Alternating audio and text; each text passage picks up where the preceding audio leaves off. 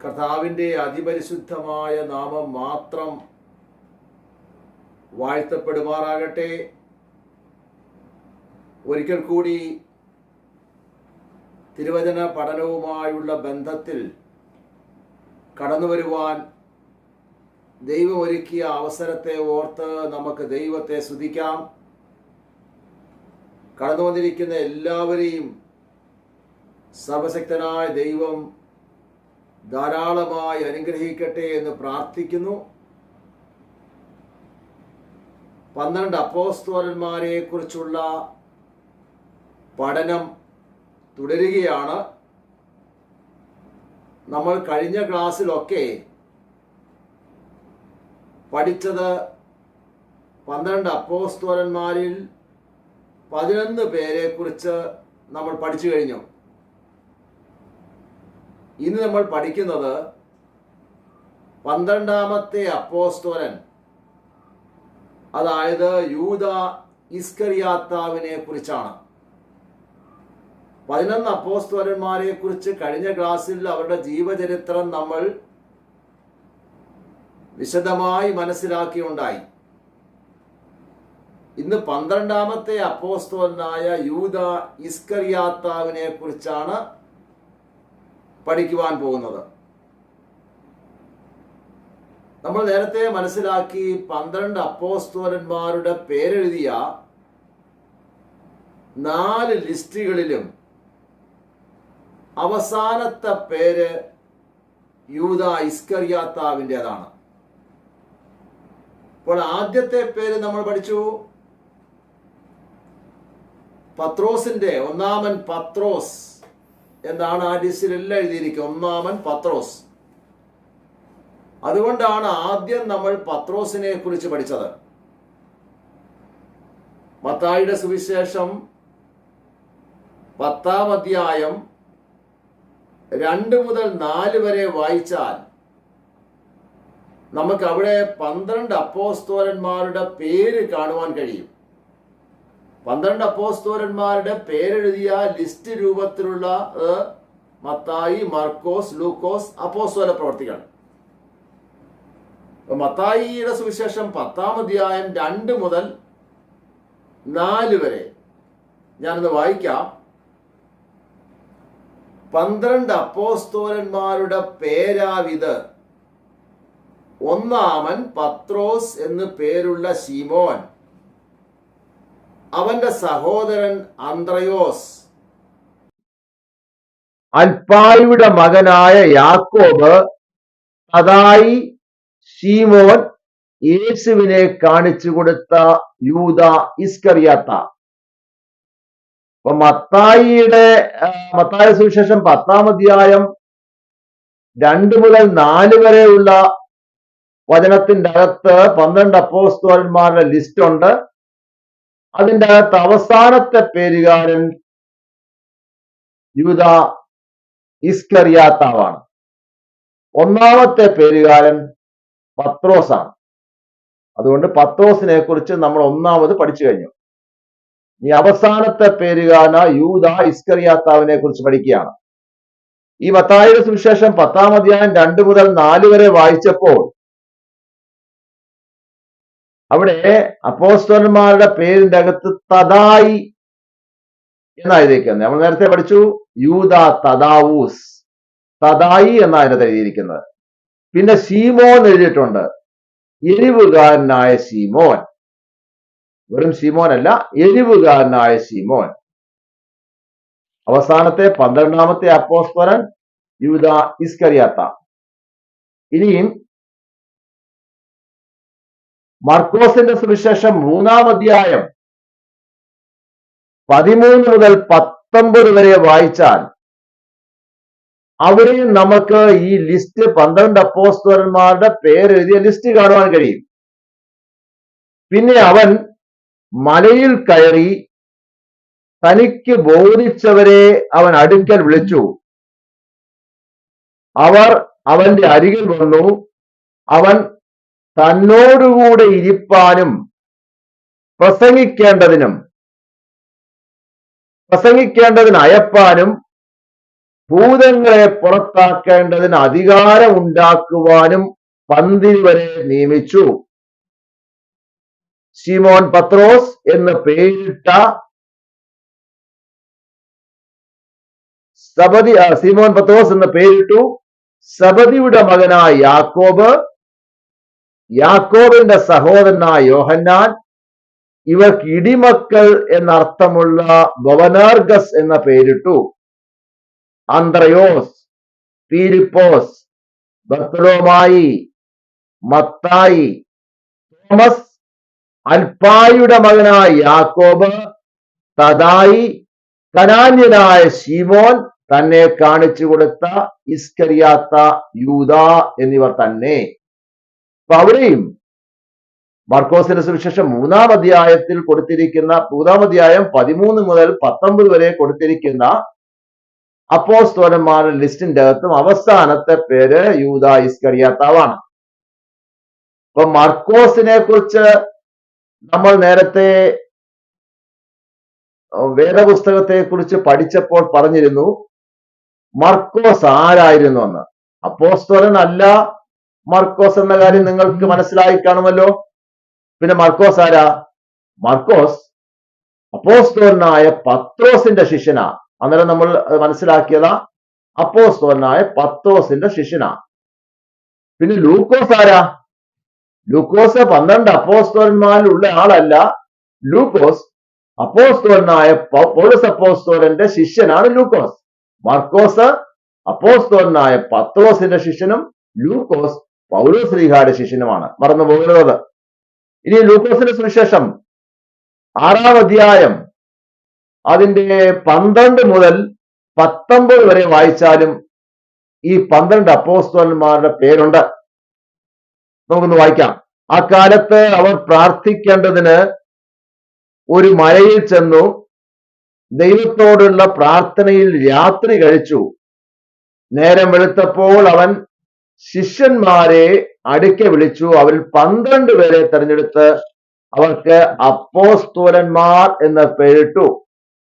അവർ ആരെന്നാൽ പത്രോസ് എന്ന് അവർ പേര് വിളിച്ച ശീമോൻ, അവന്റെ സഹോദരനായ അന്ത്രയോസ്, യാക്കോബ്, യോഹന്നാൻ, ഫിലിപ്പോസ്, ബർത്തലോമായി, മത്തായി, തോമസ്, അൽപായുടെ മകനായ യാക്കോബ്, എരിവുകാരനായ ശീമോൻ, യാക്കോബിന്റെ സഹോദരനായ യൂദ, ദ്രോഹിയായി തീർന്ന ഇസ്കരിയാത്ത എന്നിവർ തന്നെ. അപ്പൊ അവിടെയും ആദ്യത്തെ പേര് പത്രോസും അവസാനത്തെ പേര് യൂദ ഇസ്കരിയാത്താവിന്റെയുമാണ്. ദ്രോഹിയായി തീർന്ന ഇസ്കരിയാത്ത എന്നാണ് അവർ ഉപയോഗിച്ചിരിക്കുന്നത്. ഇനി അപ്പോസ്തല പ്രവൃത്തികൾ 1-ാം അധ്യായം 12 മുതൽ 13 വരെ. 1-ാം അധ്യായം 12-13. അവർ യെരുശലേമിന് സമീപത്ത് ഒരു ശബത്ത് ദിവസത്തെ വഴിദൂരമുള്ള ഒലിവ് മല വിട്ട് യെരുശലേമിലേക്ക് മടങ്ങിപ്പോന്നു. അവിടെ എത്തിയപ്പോൾ അവർ പാർത്ത മാളിക മുറിയിൽ കയറിപ്പോയി പത്രോസ്, യോഹന്നാൻ, യാക്കോബ്, അന്ത്രയോസ്, ഫിലിപ്പോസ്, ബർത്തലോമായി, മത്തായി, അൽപായുടെ മകനായ യാക്കോബ്, എരിവുകാരനായ ശീമോൻ, യാക്കോബിന്റെ മകനായ യൂദ. ഇവിടെ എല്ലാം 12 അപ്പോസ്തലന്മാരുടെ പേരുണ്ട്. ഇവിടെ എല്ലാം ആദ്യത്തെ പേര് പത്രോസിന്റെയും അവസാനത്തെ പേര് യൂദ ഇസ്കരിയാത്താവിന്റെയുമാണ്. അപ്പോൾ ഇന്ന് നമ്മൾ പഠിക്കുന്നത് കർത്താവിനെ ഒറ്റുകൊടുത്ത യൂദ ഇസ്കരിയാത്താവിനെ കുറിച്ചാണ്. 11 അപ്പോസ്തലന്മാരുടെ ജീവചരിത്രമാണ് കഴിഞ്ഞ ദിവസങ്ങളിലൊക്കെ നമ്മൾ പഠിച്ചത്. ഇന്ന് 12 അപ്പോസ്തലന്മാരിൽ ഏറ്റവും അവസാനത്ത് കർത്താവിനെ ഒറ്റുകൊടുത്ത യൂദ ഇസ്കരിയാത്താവിനെ കുറിച്ചാണ് പഠിക്കുന്നത്. നമ്മൾ നേരത്തെ അപ്പോസ്തലന്മാരെ കുറിച്ച് പറഞ്ഞപ്പോഴേ 12 അപ്പോസ്തലന്മാരിൽ ഒരാളൊഴിച്ച് ബാക്കി എല്ലാവരും ഗലീലാക്കാരായിരുന്നു എന്ന് പറഞ്ഞിരുന്നല്ലോ. ഓർക്കുന്നുണ്ടെന്ന് ഞാൻ വിശ്വസിക്കുന്നു. 12 അപ്പോസ്തലന്മാരിൽ ഒരാൾ ഒഴിച്ച് എല്ലാവരും ഗലീലാക്കാരനായിരുന്നു. അപ്പൊ ആ ഗലീലാക്കാരനല്ലാത്ത അപ്പോസ്തലനാണ് യൂദ ഇസ്കറിയാത്ത. യൂദ ഫ്രം കിരിയാത്ത്, യഹൂദിയ ദേശത്തിലെ ഒരു പ്രോവിൻസ് ആയിരുന്ന കിരിയാത്ത് പട്ടണത്തിൽ നിന്നുള്ളവനായിരുന്നു ഈ യൂദ. അതുകൊണ്ടാണ് ആ പേരിന്റെ അടുത്ത് തന്നെ അദ്ദേഹത്തിന്റെ സ്ഥലപ്പേരുമുണ്ട്, യൂദ ഇസ്കിരിയാത്ത. യൂദയുടെ അവസാനം നമുക്ക് എല്ലാവർക്കും അറിയാം.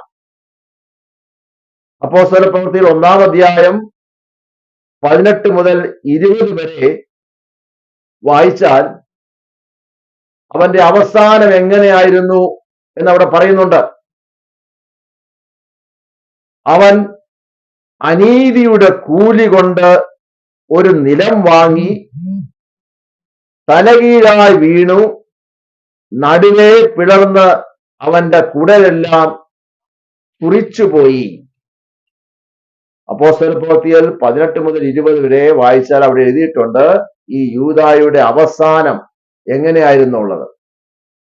അവൻ അനീതിയുടെ കൂലി കൊണ്ടൊരു നിലം വാങ്ങി തലകീഴായി വീണു, നടുവേ പിളർന്ന് അവന്റെ കുടലെല്ലാം കുറിച്ചുപോയി. അങ്ങനെയായിരുന്നു യൂദയുടെ അന്ത്യം. ഇപ്പോ ഇവിടെ നമ്മൾ അപ്പോസ്തലന്മാരെ കുറിച്ച് പഠിച്ചതിൻ്റെ അകത്ത് ഈ 12 അപ്പോസ്തലന്മാരിൽ യോഹന്നാൻ ഒഴിച്ച് ബാക്കി എല്ലാവരും രക്തസാക്ഷികളായി തീർന്നു. യോഹന്നാൻ മാത്രമേ സ്വാഭാവിക മരണം കൈവരിച്ചതായിട്ട് രേഖപ്പെടുത്തിയിട്ടുള്ളൂ. ഏതാണ്ട് AD 100 വയസ്സ് വരെ യോഹന്നാൻ ജീവിച്ചിരുന്നു എന്നാണ് പറയുന്നത്. 12-ാമത്തെ യൂദ ഇസ്കറിയാത്താവിന്റെ മരണത്തെ കുറിച്ച് പറയുന്നുണ്ടല്ലോ വേദപുസ്തകത്തിൽ. അവൻ തലകീഴായി വീണു, നടുവേ പിളർന്നു, അവന്റെ കുടലെല്ലാം കുറിച്ചുപോയി. 12 അപ്പോസ്തലന്മാരെ കുറിച്ചുള്ള പഠനം ഇവിടെ അവസാനിക്കുകയാണ്. ഇവിടെ എല്ലാം നമ്മൾ മനസ്സിലാക്കണം. 12 പേരിൽ 11 പേരും രക്തസാക്ഷികളായി തങ്ങളുടെ ജീവൻ കർത്താവിന് വേണ്ടി കൊടുക്കുകയാണ് ഉണ്ടായത്. നമുക്ക് വേദപുസ്തകത്തിലെ ഒരു വേദഭാഗം കൂടി ഒന്ന് വായിക്കാം. ഞാൻ വായിക്കാം. അപ്പോസ്തല പ്രവൃത്തികൾ 1-ാം അധ്യായം 22 മുതൽ 26 വരെ.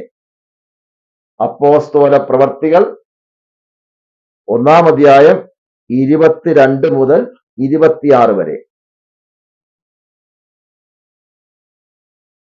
ഒരുത്തൻ ഞങ്ങളോടുകൂടെ അവന്റെ പുനരുദ്ധാരണത്തിന് സാക്ഷിയായി തീരണം. അങ്ങനെ അവർ യൂസ്തോസ് എന്ന മറുപേരുള്ള ബർശബ എന്ന ജോസഫ്, മത്തിയാസ് എന്നീ 2 പേരെ നിർത്തി. സകല ഹൃദയങ്ങളെയും അറിയുന്ന കർത്താവ് തന്റെ സ്ഥലത്തേക്ക് പോകേണ്ടതിന് യൂദ ഒഴിഞ്ഞുപോയ ഈ ശുശ്രൂഷയുടെയും അപ്പോസ്തലത്തിന്റെയും സ്ഥാനം ലഭിക്കേണ്ടതിന് ഈ 20-ൽ ഏവരെ നീ തെരഞ്ഞെടുത്തിരിക്കുന്നു എന്ന് കാണിച്ചു തരണമേ എന്ന് പ്രാർത്ഥിച്ചു. അവരുടെ പേർക്ക് ചീട്ടിട്ടു. ചീട്ട് മത്യാസിന് വീഴുകയും അവനെ 11 അപ്പോസ്തലന്മാരുടെ കൂട്ടത്തിൽ എണ്ണുകയും ചെയ്തു. യൂദ ഒഴിഞ്ഞുപോയ ഒരു സ്ഥലത്തേക്ക് അപ്പോസ്തലന്മാർ ചീട്ടിട്ട് മത്യാസിനെ തിരഞ്ഞെടുത്തതായിട്ട് നമുക്ക് അപ്പോസ്തല പ്രവൃത്തിയിൽ 1-ാം അധ്യായം 22 മുതൽ 26 വരെ വായിച്ചാൽ കാണുവാൻ കഴിയും. ഈ മത്യാസിന്റെ മരണത്തെക്കുറിച്ചും ചരിത്രത്തിൽ പറയുന്നുണ്ട്. മത്യാസിനെ കല്ലെറിഞ്ഞു കൊന്നിട്ട് ശിരച്ഛേദം ചെയ്തു എന്നാണ് രേഖപ്പെടുത്തിയിരിക്കുന്നത്. അപ്പൊ യൂദായുടെ സ്ഥലത്തേക്ക് തെരഞ്ഞെടുത്ത അപ്പോസ്തോലൻ എന്ന വിളിപ്പേരുള്ള മത്യാസും കർത്താവിന് വേണ്ടി തന്റെ ജീവനെ തന്റെ ജീവനെ അർപ്പിക്കുകയാണ് ചെയ്തത്, രക്തസാക്ഷിത്വം വരിക്കുകയാണ് ചെയ്തത്. അപ്പൊ കർത്താവിന്റെ അപ്പോസ്തലന്മാർ എല്ലാവരും രക്തസാക്ഷികളായി. അപ്പൊ അപ്പോസ്തലന്മാരെ കുറിച്ചുള്ള പഠനം നമ്മൾ ഇവിടെ അവസാനിപ്പിക്കുകയാണ്. നമ്മൾ വേദപുസ്തകത്തെ കുറിച്ച് തുടർമാനമായി പഠിക്കണം, പഠിപ്പിക്കണം, മനസ്സിലാക്കണം എന്ന ആഗ്രഹത്തെ മുൻനിർത്തിയാണ് ഈ school of Christ in Malayalam online Bible study ആരംഭിച്ചത്. ഈ ബൈബിൾ പഠിക്കുന്നതിന് മുമ്പായിട്ട് രണ്ട് കാര്യങ്ങൾ നമ്മൾ പഠിച്ചെങ്കിൽ മാത്രമേ വേദപുസ്തകത്തെ കുറിച്ച് പഠിക്കുമ്പോൾ നമുക്ക് കൃത്യതയോടുകൂടി മനസ്സിലാക്കുവാൻ കഴിയുള്ളൂ. ഒന്ന്, എന്താണ് വേദപുസ്തകം എന്നുള്ളത്. രണ്ട്, 12 അപ്പോസ്തലന്മാരുടെ ചരിത്രം. ഇത് രണ്ടും പഠിച്ചതിന് ശേഷം മാത്രമേ നമ്മൾ വേദപുസ്തകത്തെ കുറിച്ച്, വേദപുസ്തകത്തിലെ 66 പുസ്തകങ്ങളെ കുറിച്ച് പഠിച്ചെങ്കിൽ മാത്രമേ നമുക്ക് കൂടുതൽ പെട്ടെന്ന് മനസ്സിലാകുവാനും ഗ്രഹിക്കുവാനും പറ്റത്തുള്ളൂ. അതുകൊണ്ടാണ് നമ്മൾ ആദ്യം വേദപുസ്തകത്തിനെ കുറിച്ച് പഠിച്ചു, പിന്നീട് 12 അപ്പോസ്തലന്മാരെ കുറിച്ച് പഠിച്ചു. ഇതൊക്കെ ഇനിയും നമ്മൾ വേദപുസ്തകത്തിലെ ഓരോ അധ്യായങ്ങളെ കുറിച്ച് പഠിപ്പിക്കുമ്പോഴും അല്ലെങ്കിൽ മനസ്സിലാക്കുമ്പോഴും ഇവിടുന്നൊക്കെ ഓരോ കാര്യങ്ങൾ വരുമ്പോൾ നമ്മൾ അന്നേരം അത് എടുത്തെടുത്ത് പറയും.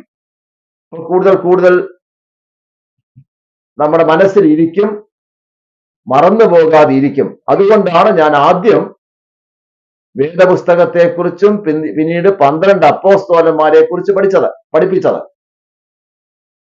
ഇനി നമുക്ക് പഠിക്കേണ്ടത് വേദപുസ്തകത്തിലെ ഓരോ അധ്യായങ്ങളെ കുറിച്ച്, ഓരോ പുസ്തകങ്ങളെ കുറിച്ചാണ്. 66 പുസ്തകങ്ങളുടെ സമാഹാരമാണ് വേദപുസ്തകമെന്ന് നമ്മൾ നേരത്തെ പഠിച്ചത്, മനസ്സിലായല്ലോ. ഒന്നാമത്തെ പുസ്തകത്തെ കുറിച്ചാണ് നമ്മൾ ഇനിയും പഠിക്കുവാൻ പോകുന്നത്, മനസ്സിലാക്കുവാൻ പോകുന്നത്. ഞാനൊരു കാര്യം എടുത്തു പറയാം. ഉൽപ്പത്തി പുസ്തകത്തെ കുറിച്ചാണ് പഠിക്കുവാൻ പോകുന്നത്. അത് വളരെ പെട്ടെന്നൊന്നും പഠിച്ചു തീർക്കുവാൻ കഴിയില്ല. അത് സമയമെടുത്ത് ആഴത്തിലിറങ്ങിയുള്ള ഒരു പഠനമാണ് നമ്മൾ ആഗ്രഹിക്കുന്നത്. പഠിപ്പിക്കുന്നത് പരിശുദ്ധാത്മാവാണല്ലോ. പരിശുദ്ധാത്മാവ് പഠിപ്പിക്കുന്നത് കൊണ്ട് ഇതൊരു ബോറൻ വിഷയമായി മാറത്തില്ല. ആഴത്തിലിറങ്ങിയുള്ള ഒരു പഠനമാണ് നമ്മൾ ഇനി നടത്താൻ പോകുന്നത്. അതുകൊണ്ട് കൃത്യതയോടുകൂടി എല്ലാ ക്ലാസ്സിലും പങ്കെടുത്ത് സംശയങ്ങളൊക്കെ എഴുതി വെക്കണം. സംശയങ്ങൾ നിവർത്തീകരിച്ചിട്ടാണ് നമ്മൾ മുന്നോട്ട് പോകുന്നത്. എന്തെങ്കിലും സംശയമുണ്ടെങ്കിൽ അത് വെച്ചുകൊണ്ടിരുന്നിട്ട് വേദപുസ്തകം പഠിച്ചിട്ട് പോയോണ്ട് യാതൊരു പ്രയോജനമില്ല. ആ സംശയങ്ങളെല്ലാം എഴുതി വെച്ച് അത് നമുക്ക് ഡിസ്കസ് ചെയ്ത്, ചർച്ച ചെയ്ത്, വേദപുസ്തക അടിസ്ഥാനത്തിൽ ചർച്ച ചെയ്ത് മനസ്സിലാക്കി മുന്നോട്ട് പോകണം. അപ്പൊ പരിശുദ്ധാത്മാവാണ് നമ്മുടെ വേദപുസ്തകം പഠിപ്പിക്കുന്നത്. അപ്പൊ നമ്മൾ വേദപുസ്തകത്തെ കുറിച്ച് പഠിക്കാൻ പോവുകയാണ്. ഇതുവരെ പഠിപ്പിച്ചത് വേദപുസ്തകം എന്താണെന്നും 12 അപ്പോസ്തലന്മാരെ കുറിച്ചാണ് പഠിപ്പിച്ചത്. അതെന്തിനാണെന്ന് പഠിപ്പിച്ചതെന്ന് ചോദിച്ചാൽ ഞാൻ പറഞ്ഞല്ലോ, വേദപുസ്തകത്തിലെ ഓരോ പുസ്തകങ്ങളും പഠിപ്പിക്കുമ്പോഴും മനസ്സിലാക്കുമ്പോഴും ഇതിങ്ങനെ ഒരു സംശയങ്ങൾ, ഇതിന്റെ അകത്തുനിന്ന് ചില കാര്യങ്ങൾ വരുമ്പോൾ പെട്ടെന്ന് മനസ്സിലാക്കുവാൻ വേണ്ടിയാണ് വേദപുസ്തകത്തെക്കുറിച്ചും 12 അപ്പോസ്തലന്മാരെ കുറിച്ചും പഠിപ്പിച്ചത്. വേദപുസ്തകം എങ്ങനെ ഉണ്ടായി, എത്ര ഭാഗങ്ങളുണ്ട്, എങ്ങനെ തിരിച്ചിരിക്കുന്നു, ആരാണ് ഓരോന്നിന്റെയും എഴുത്തുകാർ, പഴയ നിയമത്തിൽ എന്താണ് പറഞ്ഞിരിക്കുന്നത്, പുതിയ നിയമത്തിൽ എന്താണ് പറഞ്ഞിരിക്കുന്നത്, ഈ വിധ കാര്യങ്ങളെല്ലാം നമ്മൾ നേരത്തെ മനസ്സിലാക്കിയിരുന്നുവല്ലോ. പഴയ നിയമത്തിലെ പുസ്തകങ്ങൾ എങ്ങനെയാണ് തിരിക്കേണ്ടത് എന്ന് പറഞ്ഞത് ഓർമ്മയുണ്ടല്ലോ. പഴയ നിയമത്തിലെ പുസ്തകങ്ങൾ എങ്ങനെയാണ് തിരിക്കേണ്ടത് എന്ന് ഞാൻ നേരത്തെ പറഞ്ഞത് ഓർമ്മയുണ്ടല്ലോ. പഴയ നിയമത്തിൽ 39 പുസ്തകങ്ങൾ, പുതിയ നിയമത്തിൽ 27 പുസ്തകങ്ങൾ. 39 പ്ലസ് 27 66 പുസ്തകങ്ങൾ. വേദപുസ്തകം 66 പുസ്തകങ്ങളുടെ ഒരു സമാഹാരമാണ്. പഴയ നിയമത്തിൽ 39 പുതിയ നിയമത്തിൽ 27. ഇതെങ്ങനെയാണ് മറന്നു പോകാതെ അറിയാൻ വേണ്ടി നമ്മളൊരു വിദ്യ നേരത്തെ പഠിച്ചായിരുന്നു. എങ്ങനെയാണ്? ഇപ്പൊ പഴയ നിയമത്തിന്റെ ഇംഗ്ലീഷ് ഓൾഡ് ടെസ്റ്റ്മെന്റ്, ഓൾഡ് 3 അക്ഷരം, OLD 3 അക്ഷരം. ഇപ്പൊ 3. ടെസ്റ്റ്മെന്റ് 9 അക്ഷരം. ഇപ്പൊ 3നോടൊപ്പം ഈ 9 ചേർത്തത്രയായി 39. ഓൾഡ് ടെസ്റ്റ്മെന്റിന്റെ അകത്ത് 39 പുസ്തകം. ഇത് മറന്നു പോകാതിരിക്കാൻ വേണ്ടി ഉള്ള ഒരു വിദ്യ എന്നേ ഉള്ളൂ. ന്യൂ ടെസ്റ്റ്മെന്റ്, ന്യൂ 3 അക്ഷരം, testament 9. 3 into 9 27. 39 plus 27 is equal to 66. 66 പുസ്തകങ്ങൾ. കുറെ കൂടി മനസ്സിലാകാൻ വേണ്ടി, കുറെ കൂടി സിംപ്ലിഫൈ ചെയ്തുകൊണ്ട് നമ്മളൊരു തരംതിരിച്ച് ഈ പുസ്തകങ്ങളെ മനസ്സിലാക്കിയിരുന്നു. അതായത് പഴയ നിയമത്തിൽ 39 പുസ്തകങ്ങളുണ്ട്. അതിനെ നമ്മൾ 3ആയിട്ട് തരംതിരിച്ചിരുന്നു. 17, 5, 17. 17, 5, 17. അപ്പുറത്തും ഇപ്പുറത്തും ഇടത്തും വലത്തും 17, നടുക്കൊരു 5. അപ്പൊ ആദ്യത്തെ 17നെ പിന്നെയും നമ്മൾ തിരിച്ചു. 5, 12. ആദ്യത്തെ 17നെ പിന്നെയും 17, 5, 17, 39 ആയല്ലോ. അപ്പൊ ആദ്യത്തെ 17നെ പിന്നെയും നമ്മൾ 2ആയിട്ട് തിരിച്ചു. 5, 12. അതായത് ആദ്യത്തെ 5 പുസ്തകങ്ങൾ മോശയുടെ പഞ്ചഗ്രന്ഥങ്ങൾ. ആദ്യത്തെ 5 പുസ്തകങ്ങൾ മോശയുടെ പഞ്ചഗ്രന്ഥങ്ങൾ. പിന്നെ 12 പുസ്തകങ്ങൾ ഇസ്രായേലിന്റെ ചരിത്രം പറയുന്ന പുസ്തകങ്ങൾ. ഇസ്രായേൽ ചരിത്ര പുസ്തകങ്ങൾ, ഇസ്രായേലിന്റെ ചരിത്രം. അപ്പൊ ആദ്യത്തെ 17നെ പിന്നെയും 2ആയിട്ട് തിരിച്ചു. 5, 12. ആദ്യത്തെ 5 വേദപുസ്തകത്തിലെ ആദ്യത്തെ 5 പുസ്തകങ്ങൾ, പഴയ നിയമത്തിലെ 5 പുസ്തകങ്ങൾ മോശയുടെ പഞ്ചഗ്രന്ഥങ്ങൾ. പിന്നെ 12 അത് ചരിത്ര പുസ്തകങ്ങൾ, ഇസ്രായേലിന്റെ ചരിത്രം പറയുന്ന 12 പുസ്തകങ്ങൾ. പിന്നെ 5, 17, 5, 17. അപ്പൊ ആദ്യത്തെ 17നെ പിന്നെയും 2ആയിട്ട് പിരിച്ചു. 5, 12. പിന്നെ 5, ആ 5 കാവ്യ പുസ്തകങ്ങളാ, ജ്ഞാന പുസ്തകങ്ങൾ, കാവ്യ പുസ്തകം. സങ്കീർത്തനമൊക്കെ അതിന്റെ തരുന്ന കാവ്യ പുസ്തകങ്ങൾ, ജ്ഞാനം. പിന്നെ 17 ഉണ്ടല്ലോ, ആ 17നെ ഇതുപോലെ നമ്മൾ 2ആയിട്ട് തിരിക്കുവാണ്. 5, 12. ആദ്യത്തെ 5 പുസ്തകങ്ങൾ ഇസ്രായേലിലെ 5 വലിയ പ്രവാചകന്മാരെ കുറിച്ചും 12 ഇസ്രായേലിലെ ചെറിയ പ്രവാചകന്മാരെ കുറിച്ചും. മൊത്തത്തിൽ 39 പുസ്തകങ്ങൾ. ഇതുപോലെ തന്നെ നമ്മൾ പുതിയ നിയമത്തെയും തിരിച്ചു. പുതിയ നിയമത്തെ നമ്മൾ 5, 21, 1 എന്നാ തിരിച്ച് 27 പുസ്തകങ്ങൾ. 5, 21, 1. അതായത് ആദ്യത്തെ 5 പുസ്തകങ്ങൾ സുവിശേഷങ്ങൾ. ആദ്യത്തെ 5 പുസ്തകങ്ങൾ മത്തായി, മർക്കോസ്, ലൂക്കോസ്, യോഹന്നാൻ, അപ്പോസ്തല പ്രവൃത്തികൾ.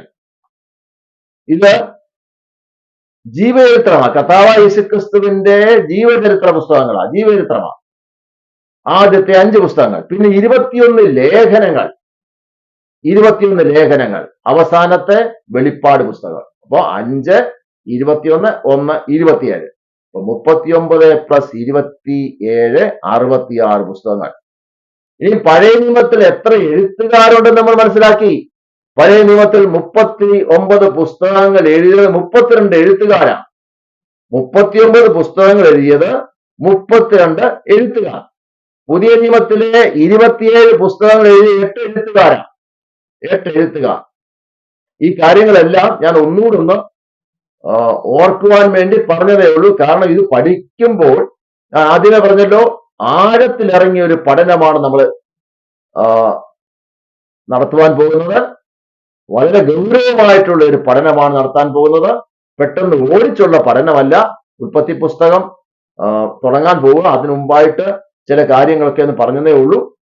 ഇപ്പൊ വേദപുസ്തകത്തിലെ ഒന്നാമത്തെ പുസ്തകം ഉൽപ്പത്തി പുസ്തകം. ഒന്നാമത്തെ പുസ്തകം ഉൽപ്പത്തി. ഉൽപ്പത്തി എന്ന് മലയാളത്തിലും ജെനിസിസ് ഇന്ന് ഇംഗ്ലീഷിലും വിളിച്ചിരിക്കുന്നു. ഉൽപ്പത്തി എന്ന് മലയാളത്തിലും ജെനിസിസ് എന്ന് ഇംഗ്ലീഷിലും പറയും.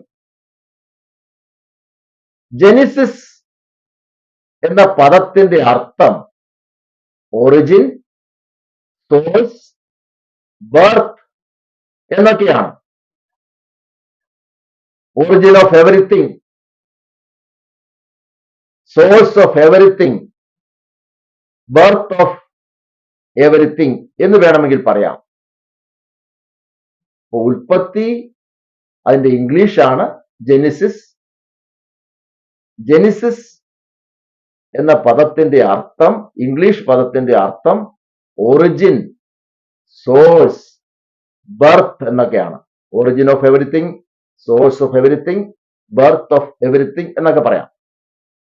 മലയാളത്തിൽ ഉൽപ്പത്തി എന്ന വാക്ക് എന്ന പ്രയോഗം വലിയ അർത്ഥവത്താണ്. ഉൽപ്പത്തി, ഉൽപ്പത്തി. ഈ ലോകത്തിൽ നമ്മൾ കാണുന്നതും നമുക്ക് ചിന്തിക്കുവാൻ കഴിയുന്നതുമായ എല്ലാ കാര്യങ്ങളും എങ്ങനെ തുടങ്ങി, എങ്ങനെ ഉത്ഭവിച്ചു എന്നതാണ് ഉൽപ്പത്തി പുസ്തകത്തിൽ പറഞ്ഞിരിക്കുന്നത്. ഞാൻ ഒന്നുകൂടെ പറയാം. ഈ ലോകത്തിൽ നമ്മൾ കാണുന്നതും നമുക്ക് ചിന്തിക്കുവാൻ കഴിയുന്നതുമായ എല്ലാ കാര്യങ്ങളും എങ്ങനെ തുടങ്ങി, എങ്ങനെ ഉത്ഭവിച്ചു എന്നാണ് ഉൽപ്പത്തി പുസ്തകത്തിൽ കാണുവാൻ കഴിയുന്നത്. അതാണ് source of everything, origin of everything, birth of everything. നമ്മൾ കാണുന്നതും നമ്മൾ ചിന്തിക്കുന്നതുമായ എല്ലാ കാര്യങ്ങളും, ഈ പ്രപഞ്ചത്തിൽ, ഈ ലോകത്തിൽ കാണുന്നതും ചിന്തിക്കുന്നതുമായ എല്ലാ കാര്യങ്ങളും എങ്ങനെയാണ് ആരംഭിച്ചത്, എങ്ങനെയാണ് തുടങ്ങിയത്, അതാണ് ഉൽപ്പത്തി പുസ്തകത്തിൽ പറഞ്ഞിരിക്കുന്നത്. വളരെ പ്രധാനപ്പെട്ട ഒരു പുസ്തകമാണ് ഉൽപ്പത്തി പുസ്തകം. ഉൽപ്പത്തി പുസ്തകം 1-ാം അധ്യായത്തിൽ 1:1 ആദിയിൽ ദൈവം ആകാശവും ഭൂമിയും സൃഷ്ടിച്ചു. In the beginning God created. ഇപ്പൊ ദൈവമാണ് എല്ലാം തുടങ്ങിയത്. എവിടുന്നാ തുടങ്ങിയത്? ദൈവത്തിൽ നിന്നാണ് എല്ലാം തുടങ്ങിയത്. ആദിയിൽ ദൈവം എന്ന് പറഞ്ഞാണ് ഉൽപ്പത്തി പുസ്തകം ആരംഭിക്കുന്നത്. In the beginning God created.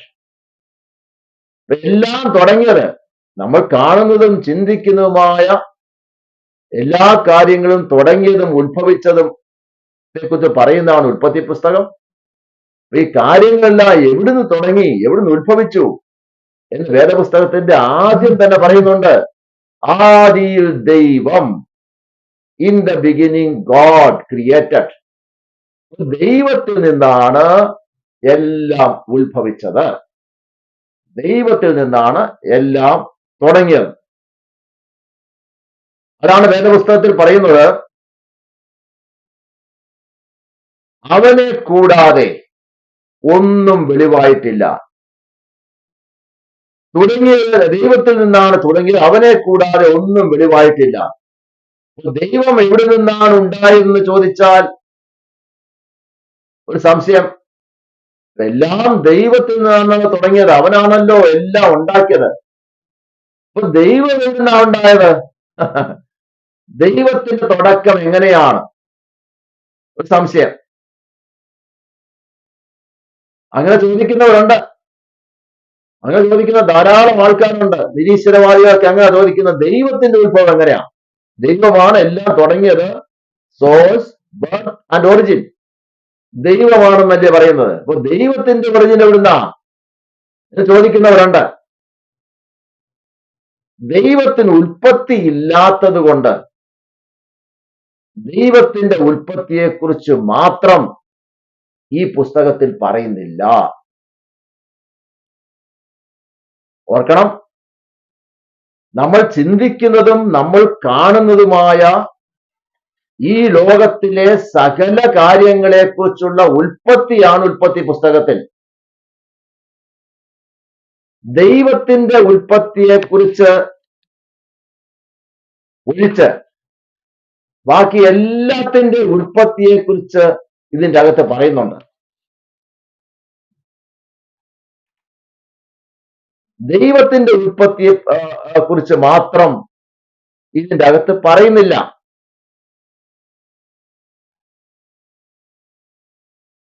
കാരണം ദൈവമാണ് ഇതെല്ലാം ഉണ്ടാക്കിയത്. സൃഷ്ടികർത്താവിന്റെ ഉൽപ്പത്തിയെക്കുറിച്ച് എങ്ങനെയാ പറയുന്നത്? അപ്പോ എല്ലാത്തിന്റെ ആദിയിൽ ദൈവം, ദ ബിഗിനിങ് ഗോഡ് ക്രിയേറ്റഡ്, ദൈവമാണ് എല്ലാം ഉണ്ടാക്കിയത്. ദൈവത്തിന്റെ ഉൽപ്പത്തിയെക്കുറിച്ച് ബാക്കി പ്രപഞ്ചത്തിൽ കാണുന്നത്, നമ്മൾ ചിന്തിക്കുന്നതും കാണുന്നതുമായ സകല കാര്യങ്ങളുടെയും ഉൽപ്പത്തിയെക്കുറിച്ചാണ് ഉൽപ്പത്തി പുസ്തകത്തിൽ പറഞ്ഞിരിക്കുന്നത്. ഈ പുസ്തകം വായിക്കേണ്ടതും പഠിക്കേണ്ടതും വളരെ അത്യാവശ്യമാണ്. എന്നാൽ ഈ പുസ്തകത്തിൽ എനിക്ക് തോന്നുന്നു വേദപുസ്തകത്തിലെ 66 പുസ്തകങ്ങളിൽ 2 പുസ്തകങ്ങൾ, അതായത് ഉൽപ്പത്തി പുസ്തകവും വെളിപ്പാട് പുസ്തകവും വായിക്കാനോ പഠിക്കാനോ ആളുകൾ പലപ്പോഴും മടി കാണിക്കുന്നു. 66 പുസ്തകത്തിന്റെ അകത്ത് ഉൽപ്പത്തി പുസ്തകത്തെക്കുറിച്ചും വെളിപ്പാട് പുസ്തകത്തെക്കുറിച്ചും പഠിക്കാനോ വായിക്കാനോ പലപ്പോഴും ആളുകൾ മടി കാണിക്കുന്നു. ഒന്നുകിൽ ഇത് വായിക്കത്തില്ല, അല്ലെങ്കിൽ താളുകൾ മറിച്ചു വിടും. കഥകൾ വരുമ്പോൾ ചിലപ്പോൾ വായിച്ചെന്ന് വരാം. എന്നാൽ വെളിപ്പാട് പുസ്തകം മനസ്സിലാകുന്നില്ല എന്ന് പറഞ്ഞ് തള്ളിക്കളയും. വെളിപ്പാട് പുസ്തകത്തിൽ പറയുന്നുണ്ട്, വെളിപ്പാട് പുസ്തകം തുടങ്ങുന്നത് തന്നെ തുടക്കത്തിൽ തന്നെ പറയുന്നുണ്ട്, ഈ പുസ്തകം വായിക്കുന്നതും വായിച്ചു കേൾക്കുന്നതും പ്രമാണിക്കുന്നവരും ഭാഗ്യവാന്മാർ എന്ന, അനുഗ്രഹിക്കപ്പെട്ടവർ. എന്നാലും നമുക്ക് മനസ്സിലാക്കാൻ കഴിയുന്ന ഒരു കാര്യം,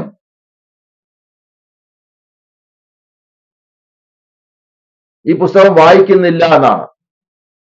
ഓർത്തോളം, ഈ പുസ്തകങ്ങളൊക്കെ വായിക്കാതിരിക്കുന്നതിന് വേണ്ടി, മനസ്സിലാക്കാതിരിക്കുന്നതിന് വേണ്ടി ഒരു എതിർ ഫോഴ്സ് ഉണ്ട്. ഇത് നമ്മൾ മനസ്സിലാക്കാതിരിക്കാനും പഠിക്കാതിരിക്കുന്നതിന് വേണ്ടിയുള്ള ഒരു ശക്തി, ഒരു എതിർ ഫോഴ്സ് ഇവിടെ ഉണ്ട്. ആ എതിർ ഫോഴ്സിനെയാണ് പിശാച് എന്ന് പറയുന്നത്. നമ്മള് 2 കൊരിന്ത്യർ 4-ാം അധ്യായം 4 പറയുന്നുണ്ട്, ക്രിസ്തുവിന്റെ തേജസ്സുള്ള സുവിശേഷത്തിന്റെ പ്രമാണം ശോഭിക്കാതിരിപ്പാൻ ഈ ലോകത്തിന്റെ ദൈവം അവിശ്വാസികളുടെ മനസ്സ് കുരുടാക്കി ക്രിസ്തുവിന്റെ 2 കൊരിന്ത്യർ 4-ാം അധ്യായം 4, ക്രിസ്തുവിന്റെ തേജസ്സുള്ള സുവിശേഷത്തിന്റെ പ്രമാണം ശോഭിക്കാതിരിപ്പാൻ ഈ ലോകത്തിന്റെ ദൈവം അവിശ്വാസികളുടെ കണ്ണ് കുരുടാക്കി ഹൃദയത്തെ തടിപ്പിച്ചിരിക്കുന്നു. അപ്പൊ ഈ വെളിപ്പാട് പുസ്തകം ഉൽപ്പത്തി പുസ്തകവും വായിക്കാതിരിക്കുന്നതിന് വേണ്ടി, എല്ലാ പുസ്തകങ്ങളും വായിക്കണം, പഠിക്കണം. പക്ഷെ ഈ രണ്ട് പുസ്തകങ്ങൾ വായിക്കാതിരിക്കാൻ പലരും മടി കാണിക്കുന്നു. എനിക്ക് തോന്നുന്നത് ഈ പുസ്തകം വായിക്കാനും പഠിക്കാതിരിക്കുന്നതിനുള്ള ഒരു എതിർ ശക്തി, എതിർ ഫോഴ്സ്, ഒരു പിശാച് പ്രവർത്തിക്കുന്നുണ്ട്. വെളിപ്പാട് പുസ്തകം മനസ്സിലാകുന്നില്ല എന്നാ പലരും പറയുന്നത്. ഉൽപ്പത്തി പുസ്തകം കഥകളൊക്കെ വരുമ്പോ വായിക്കും, പക്ഷെ ഗൗരവമായിട്ട് വായിക്കുവാൻ തയ്യാറാവുന്നില്ല, പഠിക്കുവാൻ തയ്യാറാവുന്നില്ല. അപ്പൊ അത് മനസ്സിലാക്കിക്കൊണ്ടാണ് ദൈവാത്മാവ് നമ്മളോട് പറഞ്ഞിരിക്കുവാണ് ഉൽപ്പത്തി പുസ്തകം പഠിക്കുവാൻ. ഉൽപ്പത്തി പുസ്തകം വേദപുസ്തകത്തിലെ 66 പുസ്തകങ്ങളുടെ ആദ്യത്തെ പുസ്തകമാണ്. എല്ലാത്തിൻ്റെയും ഉൽപ്പത്തിയാണ്. നമ്മൾ ഈ പ്രപഞ്ചത്തിൽ കാണുന്നതും നമ്മൾ ചിന്തിക്കുന്നതുമായ എല്ലാത്തിൻ്റെയും ഉൽപ്പത്തിയാണ് ഉൽപ്പത്തി പുസ്തകത്തിലുള്ളത്. ഉൽപ്പത്തി പുസ്തകം തുടക്കം ആദിയിൽ ദൈവം എന്ന് പറഞ്ഞുകൊണ്ടാണ്. In the beginning God. ഇപ്പൊ ദൈവമാണ് എല്ലാം ഉണ്ടാക്കിയത്. ഈ പുസ്തകത്തിന്റെ അകത്ത് ഒരാളുടെ ഉൽപ്പത്തി ഒഴിച്ച് ബാക്കി സകല കാര്യങ്ങളുടെ ഉൽപ്പത്തി ഉണ്ട്. ആ ഒരാളുടെ ഉൽപ്പത്തി ആരാ? ദൈവത്തിന്റെ ഉൽപ്പത്തി. ദൈവത്തിന്റെ ഉൽപ്പത്തി ഒഴിച്ച് ബാക്കി സകല കാര്യങ്ങളുടെയും, പ്രപഞ്ചത്തിൽ കാണുന്ന സകല കാര്യങ്ങളുടെയും ഉൽപ്പത്തിയെ കുറിച്ചാണ് ഈ ഉൽപ്പത്തി പുസ്തകത്തിൽ പറയുന്നത്. The source of everything, the birth of everything, എല്ലാത്തിന്റെയും ഒറിജിൻ ഓഫ് എവറിത്തിങ്, അതാണ് ഈ പുസ്തകത്തിൽ. ഈ പുസ്തകം വായിക്കാനും പഠിക്കാതിരിക്കുന്നതിന് വേണ്ടിയുള്ള ഒരു എതിർ ശക്തി, എതിർ ഫോഴ്സ് ഉണ്ട്. അത് പരിശുദ്ധാത്മാവ് നമ്മളെ പഠിപ്പിക്കുന്നത് കൊണ്ട് തീർച്ചയായും നമ്മുടെ ഇടയിൽ ഇത് ഈ അനുഗ്രഹത്തോടുകൂടി ഒരു ബോറിംഗ് ഒന്നും ഉണ്ടാകാതെ ഈ പുസ്തകത്തിന്റെ പഠനം മുന്നോട്ട് പോകും. ഇന്ന് നമ്മൾ ഇവിടെ നിർത്തുകയാണ്. ഉൽപ്പത്തി പുസ്തകം പഠിക്കുന്ന തുടക്കമായിരിക്കുകയാണ്. അടുത്ത ക്ലാസ്സിൽ നമുക്ക് കുറെ കൂടി വിശദമായി പറഞ്ഞുകൊണ്ട് ഈ പുസ്തകത്തെക്കുറിച്ചുള്ള പഠനം നമ്മൾ തുടരുകയാണ്. ഇത് നമ്മൾ ആദ്യമേ പറഞ്ഞല്ലോ, ആഴത്തിലിറങ്ങിയുള്ള ഒരു പഠനമാണ് ഉദ്ദേശിക്കുന്നത്. അതുകൊണ്ട് സമയമെടുക്കും. പെട്ടെന്ന് 1 മാസങ്ങൾ കൊണ്ടോ 2 മാസങ്ങൾ കൊണ്ടോ തീരുമെന്ന് നിങ്ങൾ വിചാരിക്കരുത്. എല്ലാവരും ഈ പഠനത്തിൽ പങ്കെടുക്കണം. ഇന്ന് കടന്നു വന്നിരിക്കുന്ന എല്ലാവരെയും സർവശക്തനായ ദൈവം ധാരാളമായി അനുഗ്രഹിക്കട്ടെ എന്ന് പ്രാർത്ഥിച്ചുകൊണ്ട് നിർത്തുന്നു.